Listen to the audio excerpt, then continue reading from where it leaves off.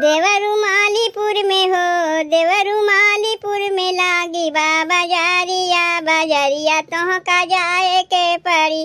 देवरू मालीपुर में लागी बाबा जारिया बाजरिया तोह का जाए के परी।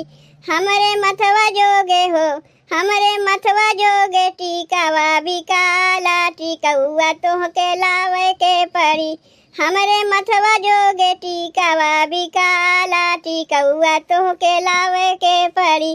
देवरू मालीपुर में हो, देवरू मालीपुर में लागी बाबा जारिया बाजरिया तोह का जाए के परी। देवरू मालीपुर में लागी बाबा जारिया बाजरिया तोह का जाए के परी। भौजी आनी देबै हो, भौजी आनी देबै माथे के टिकाउआ कहनवा हमरा मान के परी। भौजी आनी देबै माथे के टिकाउआ कहनवा हमरा मान के परी। देवरू मानी लेबै हो, देवरू मानी लेबै तोहरा कहनवा सजानवा से पूछे के परी। देवरू मानी लेबै तोहरा कहनवा सजानवा से पूछे के परी।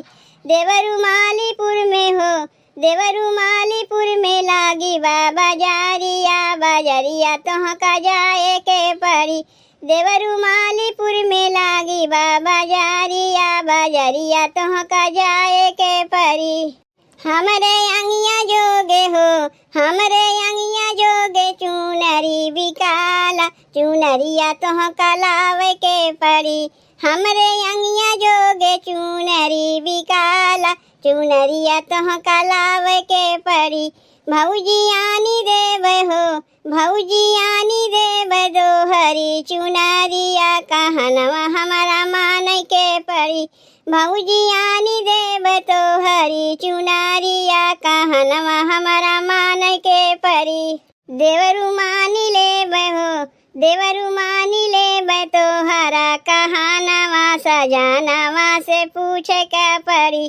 देवरू मानी लेबै तोहरा कहनवा सजानवा से पूछे के परी।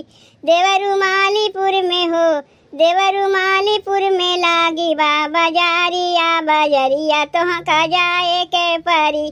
देवरू मालीपुर में लागी बाबा जारिया बाजरिया तोह का जाए के परी। हमरे पौआ जोगे हो, हमरे पौआ जोगे पायल बिकाला पायलिया तोह का लावे के परी। हमरे पौआ जोगे पायल बिकाला पायलिया तोह के लावे के परी।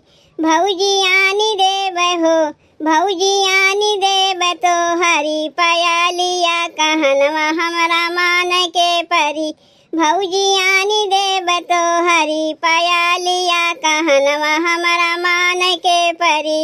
देवरू मानी लेबै हो, देवरू मानी लेबै तोहरा कहनवा सजानवा से पूछे के परी। देवरू मानी लेबै तोहरा कहनवा सजानवा से पूछे के परी। देवरू मालीपुर में हो, देवरू मालीपुर में लागी बाबा जारिया बाजरिया तोह का जाए के परी। देवरू मालीपुर में लागी बाबा जारिया बाजरिया तोह का जाए का परी।